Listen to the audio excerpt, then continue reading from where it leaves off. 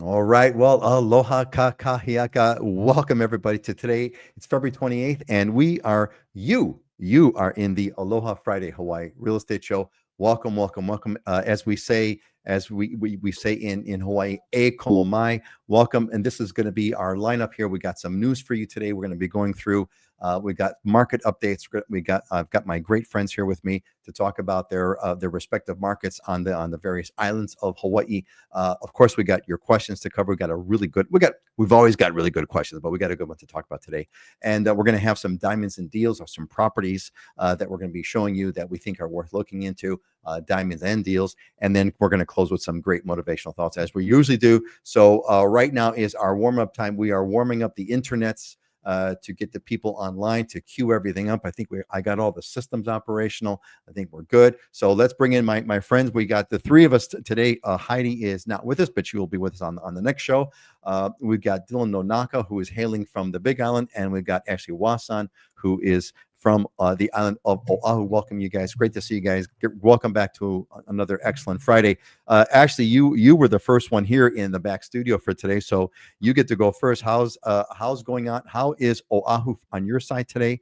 Did you survive the VOG? We had some serious VOG yesterday. Anyway, how are you doing, Ashley? We don't have to have me first the whole time. This can be the one, Grace. Thank you so much. And I was early because I thought it was at 9 a.m. when it started, and I don't know why. Don't tell anyone. Don't say that. Just I mean, I'm just take the super win. organized and timely. I'm always early for everything. I'm like Dylan. Take the win. Take the win. You were I, here.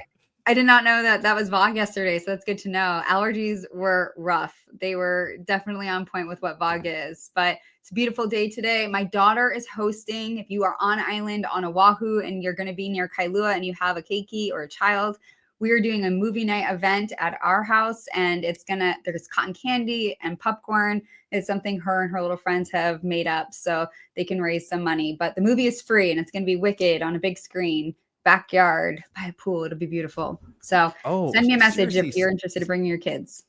seriously, I'll message you. Send me a link and I'll put it because maybe the Islander Ohana would want to. Some members of that would want to attend. I know we have one.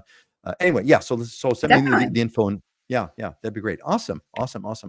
Cool. Hey, Alex is with us. Great. Welcome back, Alex. Aloha, peeps. Alex, great to see you. Glad that you're here with us. And look, if you've just joined us, let us know, like Alex just did. Let us know that you're here. Let us know where you're from. We'd like to. It's always fun to recognize who's here and who is with us. Dylan, nice shirt. What's the shirt? How's the Big Island today? This is a living hula with the puakini kini on it. So my wife's favorite flower. If you've ever smelt the puakini kini, you haven't lived. So go put that on your list of things to do if you're here on the islands. But it's the best lei you can possibly get. And it's an okay, nice day over here. But I don't really like it when people complain about the fog on the other islands because it is nowhere near what it is in Kona. So Kona's fog is crazy right now. It's like it really brings back the perspective of when we don't have it, you really have to enjoy it because literally times where you can't even see the mountain, that's right there when the fog is that thick, and it's been bad lately. So it's what we do. It's how we do. I mean, there's been decades and decades of this stuff, so it's always nice when there's breaks in between and we have those clear skies. But right now, it's one of those foggy days. But the flip side is the volcano's going off, and you've probably been seeing this stuff in the media, but it's really somebody was saying, telling me that, oh, I was in town and it was so foggy, and I was like, well, you should go look at the volcano. Like, that's like a once in a lifetime experience, like being here when the volcano is going off and being able to see it from the observation areas is very, very rare lately in the last since like 2018. And so it's a trade-off, but I mean, you can have that experience, which is huge, because in the previous eruptions, 2018 and prior, the eruptions were happening in a place where you didn't have public viewing. You would have to go on a helicopter to go and see it, or hike in illegally to see it. But now you can just drive into Volcanoes National Park. It's right there in the Halemaumau crater. Where else in the world can you see 300 to 600 foot lava fountains from the comfort of your car? A 20-foot walk from your car. It's crazy.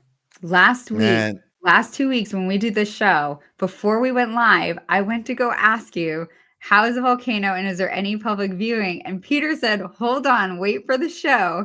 And then we didn't go over it. And my assistant was here from the Philippines, was to see whales or to go and to see the volcano. And I was like, girl, we can't see it. We have to get into a helicopter ride. Like, you have to hike forever. Like, she just flew out yesterday. And if she's watching this, she's going to kill me because that's all she wanted. Literally, she's like, it was the perfect trip the whole month. The only thing I could ask for is seeing the volcano. And I was like, we can't see it. It's not possible.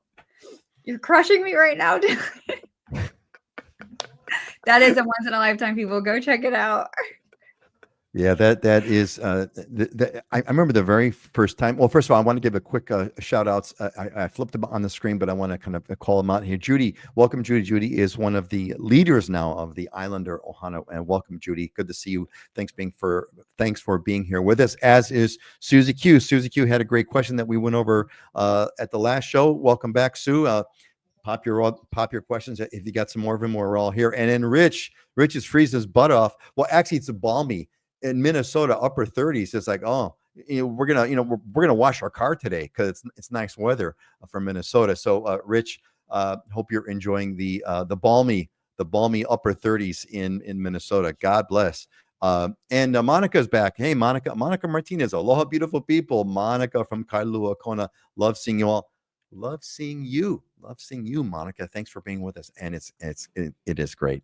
Yeah, it's like the man. I remember the first time I saw the volcano, saw the lava flow. It was night, and it just stuck out. And I've never. I mean, that moment struck me, and I saw this orange glow, and it just had this deeply spiritual significance to it, and I was not expecting that. It was really, really cool. Cruise ship. Ashley, tell your friends to go on a cruise ship, because cruise ships, you go, when we went on one a long time ago, they went really, really close, and I guess they can't go that close anymore. But man, it was like lava field like you've never seen before, going into the ocean, and the whole steam. It was really, really crazy. But yeah. All right, it is time to move on. Let's move on. I'm going to hit some news. There's a bunch of stuff kind of going on today, and would love to give you guys feedback on it. So let's kind of hit that. So, hey, gang, I got some great news, man. Every single person is irritated by those ag forms when you're flying into Hawaii, whether you're visiting or whether you're a returning resident. You have to fill out the ag form. By the way, hot tip, you don't have to fill out the flip side of the ag form. You just have to fill out the front side. The back side's a marketing form. You can just kind of skip that altogether. But guess what? Those ag forms are going paperless. So it looks like that finally, this thing has been going on forever, the ag forms, since I've ever come here 40 years ago. And it looks like they're converting those ag forms to electronic forms. So it looks like 8 flights right now are going to have like a beta program. A bunch of flights are going to have it, and you're going to be able to fill this thing out apparently electronically. I'm assuming you're going to go to your mobile phone and do something, and then click and fill the form out, which is really, really great. I think what's interesting about this ag form that everybody hates is here's what's funny. So a state audit in 2017 declared that they provide limited value, if any at all, to Hawaii's biosecurity work. All right. 60% of Hawaii's millions of visitors don't even complete them. And so here's what's interesting, right? And we're like the invasive we're the invasive species capital of the world. So this thing is not working whatsoever at all. And so what are we doing? We're going to keep doing it electronically. Like, if it doesn't work, stop doing it altogether. So I'm glad we're going electronic, but I think it's kind of ridiculous. Anyway. So there was another study that looks like should not come as a surprise to anyone, but I thought it was worth mentioning. The Hawaii's high cost of living is creating a mental health crisis for workers. Residents experiencing food insecurity are more likely to experience depression and have suicidal thoughts, according to new research. And it's kind of like, duh. Yeah, of course. Of course it is. And it's a sad thing, but yeah, yes, we know. So I hope that we can exercise more care for those who are suffering. Mental illness is not to be taken lightly. It is not taken lightly. One out of here's a crazy statistic for you. 1 out of 4 folks are suffering from mental illness. So that means like when our show, which we normally have like 4 people, normally it's like it's the 4 of us.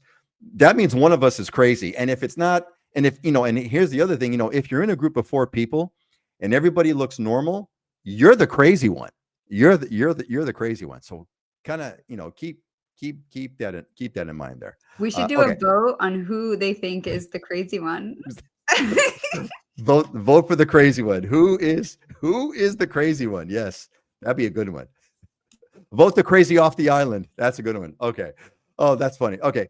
Missile alert heart attack. So there was apparently there was a $275,000 lawsuit that was settled, where apparently an individual, I don't know if you folks you know about this, but we had this false missile alert years ago, and it's one of these stories where everybody knew exactly where they were at that moment. We were all given a emergency message saying, incoming missiles. This is not a drill, and everybody kind of freaked out about it. It was an incredible. We should have a show about that all by itself. Apparently, sadly, one guy got a heart attack during that thing, and they sued the state, saying that it was the state's fault that that he caught his heart attack during that missile alert. Now, I sympathize with that. Because I had a heart attack myself, and I can tell you that yes, something caused that heart attack, but what really causes heart attacks is clogged arteries. That's what causes heart attacks. And you have a certain event, something happens. I caught mine when I was playing video games, of all things. I should sue the video game people for causing a heart attack. But the reason why I got a heart attack was because I have clogged arteries. Now, why I have clogged arteries, who knows? But anyway, I'm just glad it's all settled. It's $275,000. I hope that they're okay. Poi protection. Everybody loves, well, not everybody loves poi, but there is literally practically by definition, there is nothing more Hawaiian than poi. Poi is pounded taro. It is a uniquely Hawaiian food. Although all the Polynesians eat taro, only the Hawaiians figured out a way to pound the taro into poi. And so apparently there's a bill going on that are looking to say that anything that is labeled poi can only be made from locally grown taro. And it's kind of interesting.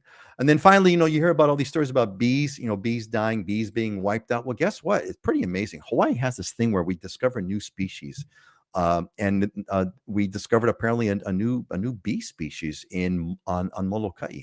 And so I thought that was kind of interesting. It's an all black, it's distinguished by its all black face, a unique characteristic not seen in any other male bee species on Molokai. So that's the news for today, folks. Let's say a few more folks have kind of given their shout outs over here. We got Alex has got Alex has got the shaka. All right, awesome, fantastic. And we have Marco Capata. Aloha, everyone. Aloha, Marco. Welcome. First time that I see this name. I'm glad that you're here with us. And hey, if you've just joined us, give a shout out. Let us know where you are. Let us know where you're coming from. And we'd love to hear from you. I got a question from Sue here. Let's see. Sue says this one's not real estate related, but maybe someone will know what kind of fees are typical when importing vehicles to the island. There's no fee per se, Sue. There's no fee per se. You pay for shipping, whatever the shipping cost is. I think it depends on where you're coming from. $2,500 or so to ship the car over, and then when you're here, you have to pay for registration fees. But there is no additional sort of fee that goes on top of that. You pay for the shipping, you get it here, you pay for registration, etc. So that's pretty much it. All right, let's kind of talk about it's time for some market updates. Let's talk about what's kind of going on in real estate. Ashley, why don't you kind of lead up, and then Dylan, why don't you finish up on tell us what's going on, what's happening on the Oahu market that you've seen. I had a fun thing. My daughter is returned. I had a fun story. My daughter is she lives on the mainland, but she finally has come full circle, and she said, Dad, I'm gonna finally embrace it. I love Hawaii. This is the greatest place on earth. I am going to buy a condo. And so my daughter was looking for condos, and I said, you better go talk to Ashley. She says, yeah, Dad, I know. Don't tell me what to do. That was her immediate response. But Ashley, maybe you can give us an update, and maybe my daughter might be watching. She won't watch because, doesn't listen to Dad. But in case she does or whatever, and others who are caring, what is the Oahu market like? What's going on? Wow. Thank you for starting with me first. Glad we remembered that from a moment ago. So we have a pretty stable market, as we mentioned. Our February is pretty hot. And I think in March, April, we're going to see it warm up even more. We have what's called PCS season. So military comes on island, and we have 7 military bases within 50 miles of each other here on the Hawaiian Islands. So during those PCS seasons where they're relocating and transitioning, we see a lot of real estate activity stirring up in certain sub-area markets. But just as a whole, for perspective, the amount of sales in January when we ended the year was about 5,500 in sales. Last year in January, it was only about 4,600. So we actually saw more sales in January this year than of last year, which is, again, a strong indicator of where our market's headed. The median price for all single families and condos, I'm not including land or commercials, is 748,000. So that's including combining the two. Again, for perspective, last year in 2024 in January, that was just under 700,000. So overall, the market is stabilized. It's strong here. Single families are up and condos are up, which has been a different tone than we had said in previous months where condos had been suffering a little bit. We still have the conversation around insurance, however, so that's not going away. And honestly, we're seeing it start to trickle more into single families as well. So just a conversation to have with your agent in advance and just prepare of expectations and what that insurance is going to entail. And if you're a tenant, there's no way to avoid it either because your landlord is going to be experiencing the same thing. So do you see that trend? There was some stories about the legislation about this, that they're considering having some kind of a loan program for condos and things of that nature. But the insurance issue is really something that is I'm understanding it, that it's something that you really have to look into, because some condos are taken care of, some condos have kind of gone through it, they've renewed their plans or whatever, they've got a policy in place, others have not. So what besides talking to your agent, what sort of things should someone be looking for if they're looking at condos? So a few notes, and without answering it super direct, for whatever reason this year, we noticed that third-party websites are not pulling the information for whatever the condo association fees are. So that's just adding more layers to having to reach out to someone to get information from the buyer and consumer standpoint. So they'll put other fees under public websites. So you might see something that says $138 for other fees. That's not your total HOA maintenance fee. That's often the special assessment, for example, of them trying to recoup costs or cover insurance policies. A lot of associations, or what they're doing right now, I notice, is they're increasing every condo, every association. You should expect to budget a 3 to 5% increase annually on whatever the condo fees are, just to do with inflation. That's across the nation, which comes out to like $20, $30 a year. The associations are maybe increasing that to 8-10% for the next couple years. And then they're doing a special assessment. So they're going to gather a lump sum to build up their reserves or pay for this policy so that they can come up with their new norm moving forward. A lot of buildings already started doing that last year. So now they're coming into 2025 and those special assessments are already POW and the new maintenance fees are established and you know what you're getting into. They've kind of built up their reserves. Some are just catching up to that now. So a few things you can do is have your person or yourself look into what's the building maintenance. Have they already done their big ticket items if the building's 30, 40 years old? Meaning, did they already do their roof, their plumbing, their sprinklers, all of those things? So that way, you know that that's not going to be an upcoming expense you have to worry about.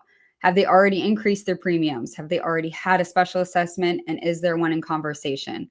Those things are all disclosed in condo docs anyways. So you have plenty of opportunities in your contract to do due diligence. So the key is do the due diligence, see how much of the maintenance has already been done, see if the policies have already been revised, and check that out. And then if you don't know how to do that, that's definitely where an agent will come into play to helping that out. So would you characterize so you mentioned that you seem to indicate that the market is kind of strong. The price have gone, the median's gone up. We had a little bit, like you said, a little bit of a lull, but it kind of seems, not that it kind of fluctuates that much anyway all the time, but you'd put it on the stronger side of things as opposed to the weaker side of things. Is that right? You're unmuted. The sales volume is down. So we actually saw less recorded sales last month, but we saw the volume and the dollar amount stabilize and stay. So in December, the average for single families and condos closed out at 772,000, which is a little higher than January, which was just under 750. But other than that, the entire rest of 2024, we are at a higher medium sales price. So we see less sales, higher volume, and we're probably going to see that volume go up come March, April, May as this PCS season comes through. Then we also have our strong summer season. Hawaii in general is Oahu specifically, we're a very transient island. We have all the major hospitals here. We have all the major military bases, all the government buildings. Plus we have a lot of people that come and go, pretty on rotation regularly, like 3 years, which stinks if you live here because your friends always move away. But stick with the Islander Ohana group and you'll have a lifelong family. That's it, man. That is that. And Sue, I've got your other question. I'm going to bring it up in a moment. I want to give a quick shout out to CD Hollis, who says who is saying hello to Aloha Dylan. It's my good buddy Chris. All right, Chris. Oh yeah, Chris. Okay, Chris Hollis. Chris, welcome, buddy. Good to see you here. Thanks for being with us. We appreciate it. Dylan, give us the thank you. First of all, thank you, Ashley, for the in-depth part of what's going on the Oahu market. Hoping my daughter watched that. We'll see. But anyway, Dylan, what's going on? How's the Big Island? What's happening? So we don't have final data yet because this is the last day of the month, and usually it takes a few days after the month to get the final data in. But just looking at projections on where we're going, it continues to be slow. So this month, as of today, there's still going to be some closings today that'll be recorded over the next couple of days. There's been 308 closings on the whole island. Compared to there was 343 a year ago, last month. Last month there was 343. So it looks like we're going to end the month probably lower than we did last month, which we talked about last month being a weird month because there was fewer closings, but the dollar volume went up. So the price of the closings that were happening were higher than normal, because normally if you see number of closings go down, the dollar volume of those closings also goes down, but there was a divergence. But then if we look at February from a year ago, there was 392 closings. So it's significantly lower. I mean, we could end up being, 20% fewer closings this February than we had a year ago. So market continues to be kind of slow overall, but just like Ashley was talking about with median price, I mean, median price pretty much across the board for all types of property is up 3 to 5%. So we're not seeing a slowdown, in terms of cost, but we are definitely seeing a lot of listings sitting on the market longer. And that's the biggest consideration, I think, for sellers is you really have to be competitive on price. I mean, we still have sellers that really want to get top dollar and push the envelope and say, well, the last closing was this, so we should go 10,000 higher. And that's really not the market we're in right now. You can still get an almost all-time high price on your home, but you got to price it where it needs to be at and not try and get more than the last couple of closings that are comparable to yours. And then on the flip side for buyers, I mean, it's as low of a competition market that we've seen in a very long time. And so as a buyer, it's a really good time to be in the market because you have more opportunities to negotiate than you did really in a very long time. And there's a lot more inventory available than there has been. So inventory just is creeping up a little bit every month, but we're still seeing an increase in inventory, which is a good thing. We need that because we're still historically very low. But to that, I mean, we can address Susie's question about commissions, because that's definitely something that's happening in the market right now. Is there's some interesting dynamics there, which we could talk about. Yeah. So now? Yeah, sure. Why not? Let's hit it. So Sue's question is, how much in your observation of the buyer's agent fees are typically offering to cover? So this, I'm sure Ashley and I will have all kinds of thoughts on this, right? So we could. I'm sorry. Wait. I need to write, because Susie, she gave me a correction. The question is, how much in your observation of the buyer's agent fees are sellers typically offering to cover? So how much of the buyer's agent fees are sellers offering to cover? And this is the whole kind of controversy, but go ahead, Dylan. Start it out. I know what she meant. So I think the first thing here is there's some diverging philosophy on this, right? In terms of how you're going to be advised by a real estate agent. This is my personal opinion on this, and this is what I'm advising our clients to do, is to not offer a buyer's agent commission. Just say it's negotiable. Don't set a rate. say we'll evaluate offers when we get them, and if a buyer is asking for a contribution towards their commission, we will take that into account in the overall offer and all the other terms that are in it, and what makes sense to us, from a net standpoint, we can do. So I think it's not in a seller's best interest to set a commission rate and say we're offering 3% or 2.5% or 2% or whatever you want to offer, because what you pay towards a buyer's commission as a seller is highly dependent on that buyer's abilities. So we are getting, investor buyer clients who say, you know what, we're not going to ask for the seller to do anything on commissions. We'll take care of you, no problem. We'll pay your commissions, but we want to get the lowest possible price and the best possible terms. And so they'll negotiate and take commissions off the table. And if you're a seller and you preset that and you advertise that you're going to give X amount as a buyer's agent commission, that same client is savvy and they're going to say, you know what, we'll accept that contribution and we're still going to negotiate the best possible terms. And so as a seller, you're putting yourself into a position where you're giving away money you didn't have to give away, depending on the buyer's situation. And a buyer's agent commission is highly dependent upon what they negotiate with the real estate agent. So we as agents now have to enter into an agreement with buyers, and we come to an agreement on what our services are going to cost that buyer. In most cases, we're negotiating that cost into the offer, and the seller is contributing all or most of it, so towards on the buyer's behalf, so they don't have to come out of pocket. But again, if you are a discount, maybe limited service buyer's agent, and you only work for 1%, that's all you're going to ask for when it comes time to negotiate with a seller. And if you're a seller offering more than 1%, you're giving away money that was unnecessary. So you really want to take some good advice on this and come up with a strategy that works. All in all, there's some national studies that I got the numbers up right here. When the settlement was announced, when this change was first announced, buyer agent commissions on average were 2.62%. When the changes were implemented, the commissions were 2.59%. I mean, so 0.3% change, not anything significant. And as of today, it's about still 2.6%. So that's what really this whole lawsuit, this new settlement, all of this stuff really hasn't changed the end outcomes on what buyers agents are paying, or buyers agents are receiving in terms of commissions. So there's a lot to it, but as a seller, if you're looking to sell your home, I would make sure I'm working with an agent who understands this deeply, understands the negotiation of it, and don't give away your position. Don't show your cards before it's time. It's necessary.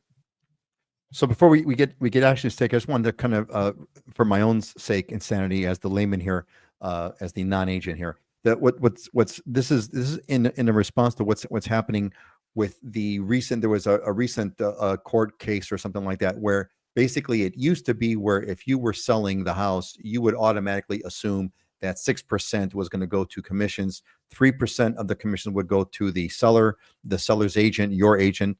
3% would go to the buyer, to the buyer's agent. That was typically the thing, and kind of no one ever questioned it, and that was like a standard thing. And maybe you can negotiate here around the edges, but that was pretty much it.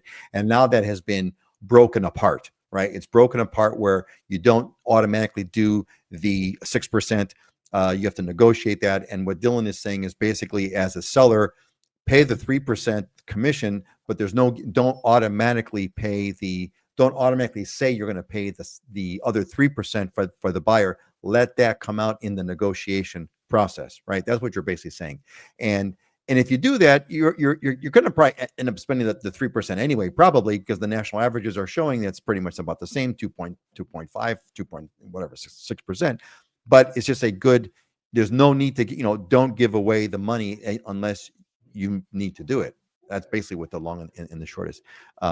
So I just wanted to summarize that. Ashley, what's your take on Sue's question, on Dylan's perspective? How are you dealing with all of this?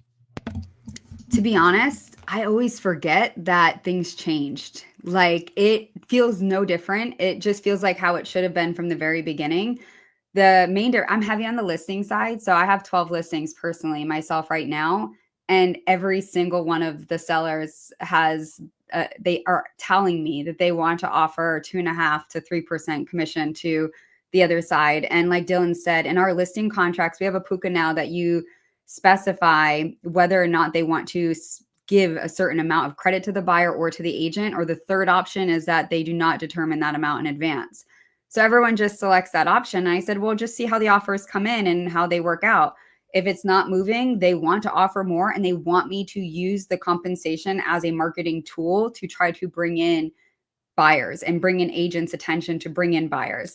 If it moves very quickly, then they just look at whatever the buyer's agent is asking for in the contract, and then we just go over what their net would be with each one. But yeah, on average, at least 2.5% on all of the listings my sellers have been offering commission. And that's with zero prompting on giving them any amount. So I do know other markets have a different conversation. So I think that's going to be different state by state or even island by island, but I have not experienced anybody not willing to pay compensation. I have never asked my buyer to pay compensation either. I think the important point to hear, that Ashley's talking about is this is a very market dependent question, because we're in a pretty balanced to slow market right now. And so depending on the market that you're in, if you're in a slower market, the seller's question isn't, should I offer a commission? It's, should I offer more than everybody else, right? To the buyer side, because what you want to incentivize buyers to buy your house, and one way to do that is to minimize their cost of buying your house. So if you're a seller and you're very much against offering any type of commission, the question I ask a seller is, hey, if there's 4 houses on your street for sale and those 3 are offering to contribute to the buyer's agent costs and you're not, does that put you in a better or worse position to get your house sold? If you're in a rush and you want to do it quickly, and it's something you have to consider, because like Ashley said, it's really a marketing cost, right? At the end of the day, as a listing agent, when you take a listing, we are committing to take professional photography, do advertising, maybe get it staged, maybe get it, cleaned up, the yard cleaned up. Like we're committing to some cost to market your property. That's part of the contract when you agree to list the property with us, and that cost comes out of the commission that you pay us at the end of the transaction. But really, the largest marketing cost as a seller is the incentive that you provide buyers to come and buy your property at the least amount of cost to them. And the way you do that is through contributing to their cost of representation. So at the end of the day, it's just a matter of how you look at it. I think a lot of perspectives came out of this from like the 21, 22 market, when anybody with a heartbeat could sell a house, and we're not in that market anymore. And you really have to think about the overall strategy and what you're trying to do when you decide on, what you do at commissions. Nice. Well done. Hope that's a nice, rich conversation. I hope that was valuable to you, Sue. Hope hope that helps give a better understanding. I think it's going to be interesting. There's, obviously this thing has just started, and the percentages show not much changes. And Ashley, as you mentioned, it's like it's built in. But I'm going to be interested to see how the first organization that takes a different twist at this, and how do they, if they can make it work in an interesting and innovative way. That's going to be coming from someone. Yeah, Ashley. There's always been discount brokers. To Dylan's point, compensation has always been incentive. It's always been marketing tool to incentivize buyers and agents. So agents have so much inventory. Like right now we have record high inventory at the moment, and there's so many options to sift through. And as you're going through all of these options, what captures your interest? It's like any good marketing, right? Like the squeaky wheel gets the grease. Who had the most memorable open house? Who's offering the most compensation? It's like you just come top of mind. And that's always been the case. And so when you have discount brokerages, like their photography, they don't have the budget to put in good photography on the house. They don't have the manpower or the hours of the desire to answer the phones regularly or spend a lot of detail on selling the home. They're not sharpening their skills because they don't need to. They're not being paid to sharpen their skills. They're being paid to put something online. So those have always existed, and they have not done so well. The properties that have been listed with them, their days on market. I had my assistant run numbers. They're often 3 to 4 times the amount of days on market, which costs the homeowner X amount of dollars, because the longer things are on market, usually the less they get net in the long run. So, I would say, if you are going to be working with a buyer's agent, understand what the buyer contract is that you're signing. You could be committing to that agent for a certain period of time for just the property that's specific and for certain dollar amounts. So understand that agreement that you're signing when you enter into an agreement with an agent. And do you trust them? And will they alter that agreement should the selling agent not offer the amount that's in the listing contract? So that's just a little note for buyer beware. Great tips. Excellent. Great conversation, guys. It's great. It's really a blessing that you're both here and able to share these things. Speaking of blessings, we have a few folks have chimed in over here, and Jackie Mead Hansen is here with us. Aloha. Jackie is one of the founding members, I would say, a founding member, one of the first members of the Islander Ohana, and Jackie is living the dream on Oahu. Jackie, so glad that you're here with us. Jackie, if you have any questions, you've got the experts right here. Ashley on Oahu. If there's anything you'd like to know, definitely make sure you chime in. And Misty, my favorite Big Island agent. What? Okay, sorry, Dylan. Dylan, I'm sorry because Dylan's. I would agree with you. I would agree with you. I will not disagree. There you go. Thanks. So Misty, Miss Aloha is what I characterize Misty as. She brings when she's on the show. She brings a great sense of aloha and the Hawaiian spirit. So thanks, Misty. Good morning, beautiful ones. Good morning to you too. Great that you're here. Are you in Vegas? Hopefully, if you're not here, hopefully, I hope that you're in Vegas. She's literally teaching a hula class right now. She just was in our office. Awesome. I saw her this morning, and she was off to teach a hula class, and then coming back this afternoon for some meetings. So living the dream. Living the dream, man. Hula. You know, my oldest daughter was in a hula halau for a while, and I have such great memories about that. I had we used to go to Waikiki. Talk about the coolest thing in the world. She used to perform with her halau on Waikiki Beach at sunset. And there is just nothing cooler in the whole world than going to Waikiki Beach at sunset. And they had the stage over there and having the halau of all the girls, doing their thing. And that was just like great memories about that. So yeah, Misty, how you guys are too awesome. Heading to hula and then real estate. There you go. That's it. You confirmation. Sue's happy. Great. Sue, I'm glad. That's what we're all here for. So great job, everyone. Thank you all so much. All right, station break. Let's do this. Hey, look, how did you get here? Did you catch the newsletter? If you're here because you got the email newsletter that you opened and it gave you the link to the show, you're good. If you didn't get the newsletter, the Living in Hawaii newsletter comes out every Wednesday. If you didn't get it, get it. Go to livinginhawaii.com. A box will pop up. You put in your email address and you're getting in. Of course, you can unsubscribe at any time. If you want to be a part of that, you get show invitations. You get content that we have all the time. We have great articles that are being written. We have beautiful photos that come out. It's so cool. It's so simple, and you can't beat it. So be a part of that. All right, great. Okay. So there was a question. Okay. Oh, one thing I should mention this. It says, okay, it's time for Q&A. So the most important questions, like Sue just gave hers, the most important questions that we're going to handle are yours, you that are here live with us. Your questions get to the top of the stack. So if you have anything you'd like to know, this is an Ask Us Anything show. You can ask us anything. Pop it in the comments. I'll throw it on the screen and we'll take a look at it. So please send us your questions. We got a bunch that people have submitted, and we're actually going to go into what I call the big question right now. So the big question that got submitted that I want to talk about is furnishing. So, I tell people, if you're going to come to Hawaii, just leave everything. Just come with like a backpack if you can do it, right? If you can do it on a backpack, do it on a backpack, because all the things that you think you're going to need, you're really not going to need. However, when you do get here, you do need to have some kind of furnishing, right? And it could be really expensive. And so there's a variety of ways to kind of furnish the house. I want to hear kind of what you guys did. I'll share what I did. But how would you tell if someone wanted to say, look, I need to get, a couch, bed, dresser, whatever.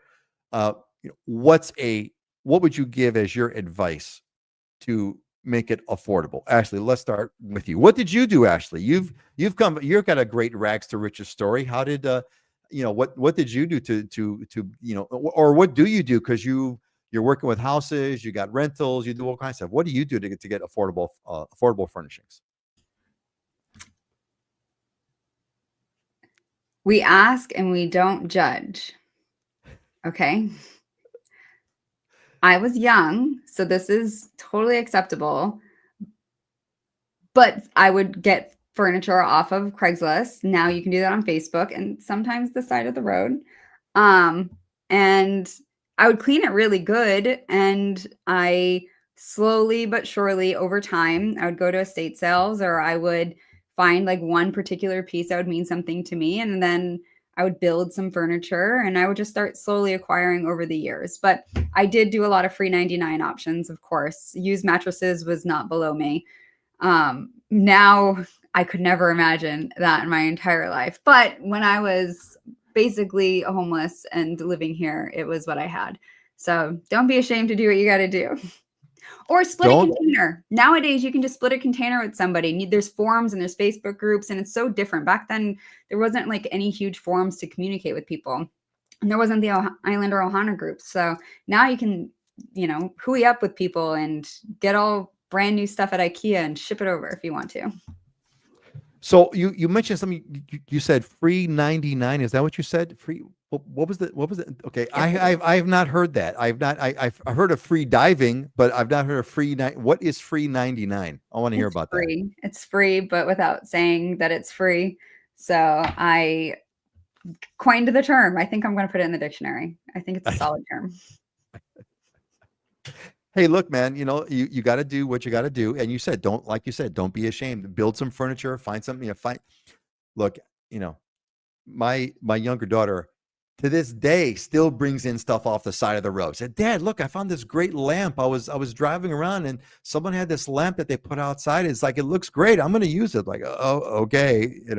That's now thrifting is cool. So you have to understand, I'm a millennial, and millennial had curated the perfect image. So in the millennial era, everything's was like millennial gray, and it was about having perfect pictures and images. Now the generation is more chaotic and colorful and thrifting and antiquing and saving, and that wasn't my time. So now it's cool, and now there's like entire YouTube pages dedicated on how to thrift and be thrifty. Back then it was really dirty and not cute. But my house now has nice large pieces of furniture. This desk behind here was built. If you guys ever read the book, Who Moved My Cheese? It's a quick little 40-minute read, and it's a great book. He had a house on the North Shore, and he hired my other half to build him custom bookshelves. And this was the leftover wood from his custom bookshelf room office. And I stained it blue because I had bad taste back then. It was a while ago, but everything else is really nice in the rest of the house. Quite curated these days. That is Spencer Johnson, isn't it? What was the guy's name? Yeah, that's you. So you must know the book. I don't have it. Spencer Johnson. Yeah, that was a life-changing book. That actually, I actually read two of his books. The other one I read, which was also life-changing, was the 1 Minute Salesperson. That was an incredible. Yeah. All right, there you go. That's a collector's item, man. That's got some history to it. That is Spencer Johnson's bookshelf. That's kind of cool. All right. Thanks for that. Dylan, what do you guys do? What have you done? What do you do? Oh, wait. Monica's got I want to say, Monica put a tip in. Thanks, Monica. Yeah. By the way, folks, I please, like Monica, if you got some tips, pop it in the comments. We want to hear it. So Monica says, we bought furniture sets from Costco and are very happy with the quality. You can't go wrong with Costco. We left all the furniture in California. We saved so much money in shipping costs. Exactly. For what it costs to ship it, unless like you're with Ashley and you're going to get together with a bunch of people and split a container, it's so much better. And the other part is, you don't need the furniture. You typically are not going to need the furniture you have on the mainland. You're not going to need all that furniture in Hawaii. It's a different situation. So furniture set from Costco. Good tip. Dylan, what about you guys? Monica stole my thunder. I was going to give you a one word answer. Costco. It. I mean, like, you can go to furniture store. It depends on your taste, definitely, and I think Ashley and I probably have different tastes, but if you just want simple, quality stuff that is, they'll deliver it to your door, and that's one of the big things for me is convenience. And you can order it from Costco. It can take a few weeks because they're gonna have to put it on the next container that comes out here, but a lot of times the shipping is free. And we've ordered 2 massive couches from Costco. We've ordered the entire kitchen or bathroom vanity, when we did a remodel, the whole vanity comes, a sink, the countertops, everything, one piece, and they just ship it to your door. The guys bring it in your house for you. So I think from a cost and simplicity standpoint, Costco is probably your best bet. But we also have tons of very cool, smaller, local type furniture stores where you can get, teak furniture and koa furniture. And I mean, if you're looking for higher end, nicer custom stuff, it's definitely available. But yeah, for the most part, I think the house that you had in the mainland could be very different than that you have here, and bringing all your stuff with you. In most cases, it seems like people bring too much stuff, just like you said, Peter. So, I think I wouldn't worry too much about that. And definitely, like Ashley said, if you just put on Facebook Marketplace, like, hey, anybody got furniture, I'll come pick it up from your house. They usually give it to you for free just to get rid of it, so they don't got to deal with the disposal or, trying to sell it. It's usually more of a hassle to try and sell something just to give something away. So I've definitely, in my younger days, I mean, most of the furniture in our house was hand-me-downs from somebody, family friend or a friend that was moving or whatever. So yeah, it just depends on what stage of life you're in. But yeah, spending a ton of money shipping furniture here, not necessarily a good idea. Not necessarily a good idea. And as Monica was saying, hey, the delivery folks assembled our bedroom set as well, very friendly and helpful, which is pretty amazing. Alex, all my living room furniture and kitchen table was donated when I got divorced. I didn't take anything, and I'm happy with it. Yeah, exactly. This is great feedback, gang. Jackie, yard sales and moving sales. That's it right there, man. Yard sales and moving sales. Facebook pages. I came with nothing and have slowly furnished my place. Costco's a win for beds. NEX for military people. That's it right there. I mean, you've got and here's a hack for military folks too that have NEX privileges. Is we don't have one here on the Big Island, where there's a little shopette on the east side of the island, and you can actually buy anything online from the NEX, and they'll ship it to the shopette for free, and you just got to pick it up from there. So that's another, if you have that military benefit, it's another little hack where you can access the stuff that's available there and save some cost on shipping. Military hacks, man. Military hacks. Excellent. Sue wants to know if Costco will deliver it to the Hilo side. Dylan, do you have any sense about that? As far as I know, yeah. I mean, it's delivery anywhere. They just, ship everything in through the containers to the main store, and then they deliver from there. Man, there you go, man. That is a winner. That is a winner. Hey, and speaking of winners, Uncle Jim is back. Uncle Jim, aloha, everyone. Better late than never. Absolutely, Jim. Welcome back. Hope things are good with you in New York. Give us the thing of what's the weather like? How are things coming along? Let us know how you are, because it's always good to have you with us. Excellent. I think I got everybody's feedback, but I got a question from Marco here. Oh, Michael. Hey, Michael's back. Michael, welcome back, buddy. Aloha from San Diego. Good to see you, man. Thanks for joining us. Always good to have you here. Let's do this. Marco here. Marco, I'm gonna feed the question. I'm gonna have these guys think about it, and then we're gonna come back because we have a couple things that we have to cover, and we'll come back if we have some time on which part of the Big Island has the most beautiful beaches. Unless, Dylan, you want to give us like a really, really fast answer, and then we have more time. We'll expand it later. Dylan, where would you go?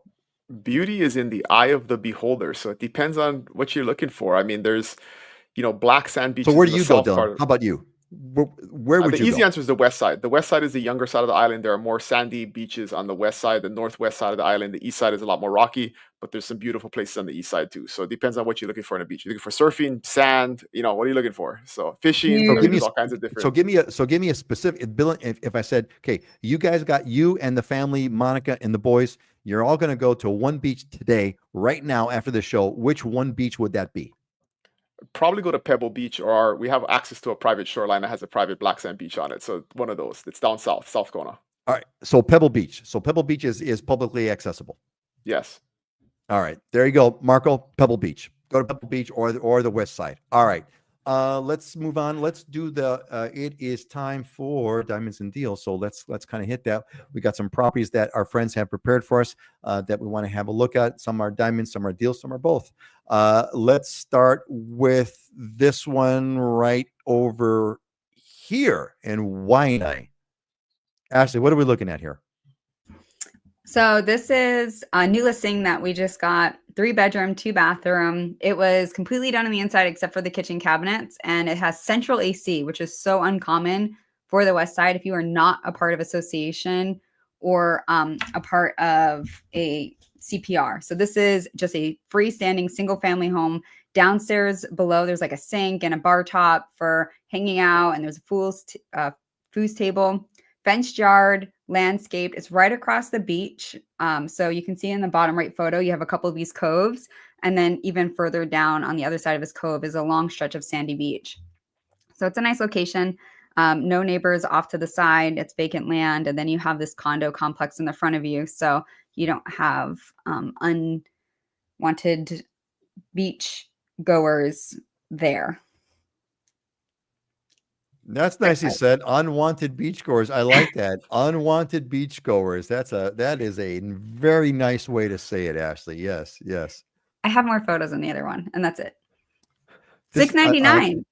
I was gonna say What a deal. $6.99 What a for deal. that is a deal. Double wall construction, recessed lighting, central AC, and then there's 2 bathrooms, and one of the bathrooms has like 2 dual shower heads, and you have ocean views from every room on the right side of the house. You have like plumeria trees and like just great mountain views from the back of the home when you're washing dishes. That whole Waianae mountain range in that background is like picturesque in the back of the house. It's actually an insane property and killer deal. And it's got this private yard street too with 3 other homeowners. So you can actually close the gate to this big driveway if you have keiki, and everyone would close it off so all the kids can just play safely.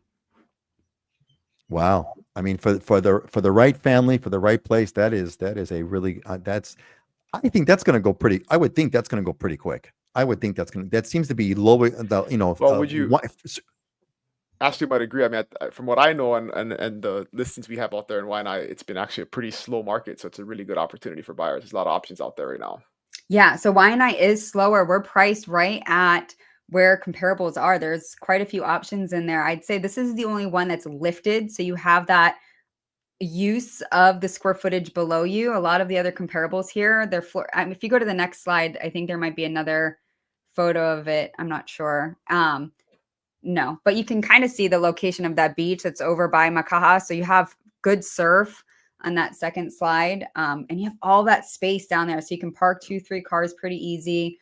You can like hang out downstairs. It's comparably, it's a really great property, but tons of inventory on the west side.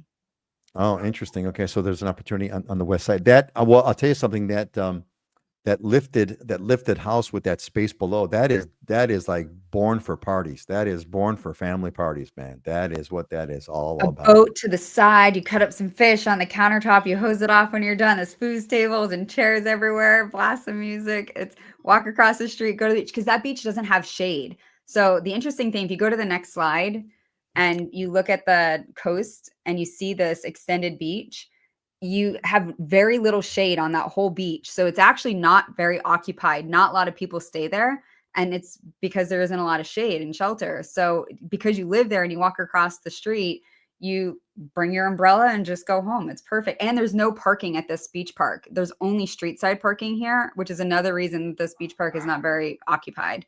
And there's surf competitions that are there as well. So it's good surf.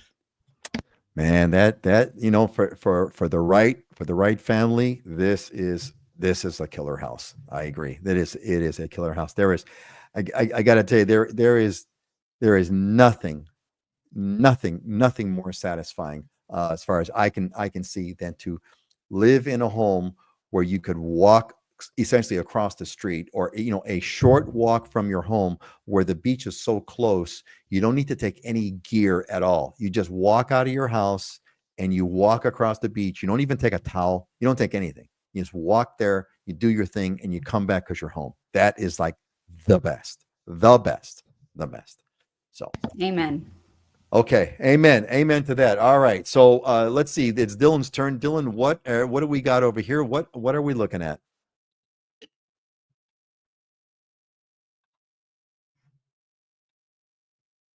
Dylan, did Dylan freeze? Ooh, he froze. Did he freeze? Yes, he did freeze. Okay, he's going to come back. He is going to come back. So while we're going to do that, we're going to shift right now, and let's talk about, actually, let me do this. Is he back? Nope, not back yet. Okay. Well, I think what I'm going to do is, let's see if I could do this. Yeah. So Dylan, when you come back, I'll pay attention, and we'll bring you back on. Actually, okay, so I want to riff on the question about that Marco gave. He said, which part of the Big Island has the most beautiful beaches? Let's not worry about the Big Island. Let's talk about the most. Let's talk about beautiful beaches on Oahu. Hold on a second. I think we have a technical. Am I back? Can you hear me? I can hear you. Okay, there we go. He's back. Okay, Waimanalo. are you back now? Waimanalo. Okay, Waimanalo. I was just going to ask actually about the most beautiful beach. Waimanalo. Yeah, okay. Hey, Makapu'u is my favorite place on earth, so I'm with you, man. All right, Dylan, your turn. What are we looking at over here? Yeah, so this is a 5-bedroom, 5-bath in Kona Harbor View. This is right above Costco, by the way, so very close to Costco for that delivery. But super cool house. Got 3 separate living areas, so it's in an older neighborhood. But if you wanted to do house hacking or you had extended family, you got really 3 separate living areas to utilize. Got that cool deck on the top there, that open air deck that you can overlook the coastline. I mean, it's just a good. I mean, $1 million. It's $1 million, but I mean, if you think about getting 3 separate houses for $1 million, it's probably pretty affordable in the grand scheme of things. And so this is definitely a diamond in the rough here. And internally, you can see the photos. I mean, it's in totally livable, great shape. It's not super updated and modern, but just a good opportunity for someone who needs that extra space or wants to have some rentals on their property. And right centrally located, close to everything in Kona, right near the high school. So lots of good opportunities here.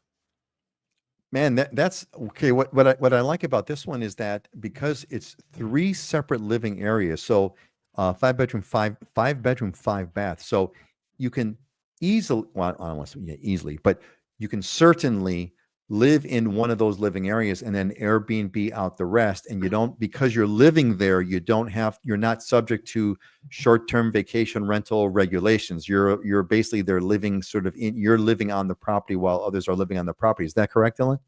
Yes, at the time being. For the time being.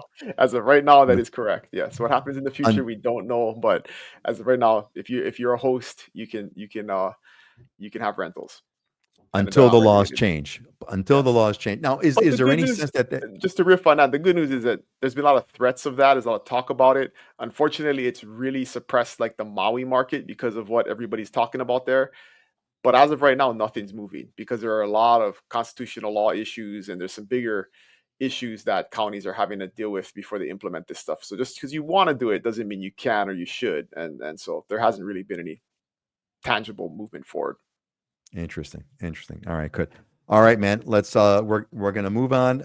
Marco, hope you got you have a good part of your question answered on Big Island has the most beautiful beaches. West Side is where you want to go. Let's move on. I think everyone's have given their feedback. Uncle Jim, the last couple of days are fairly warm, but next week it's going to be frigid. Well, good luck to that, man. You guys have gone through some polar vortex moments there on the mainland, and I feel for you. All right, folks, we're going to move on to our what do I call it? My slide got overwritten, so I don't know what my slide is now. We're going to go to motivational thoughts. That's what we're going to do. We're going to do some motivational thinking, and each one of us has prepared something that we want to share. Ashley, I love the photo. What's yours, and how is it meaningful to you? So, passion separates me, adversity fuels me, and hard work defines me.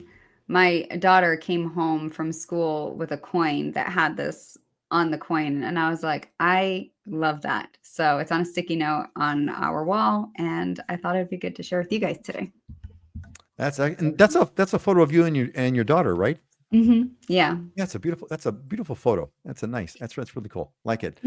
Yes, well, you know what? Now your daughter's going to really regret this completely, because now every time like your daughter kind of loses it, you're going to give her, okay, wait a minute, passion separates me, adversity fuels me. Let's not forget that coin that you brought home. Hard work defines you.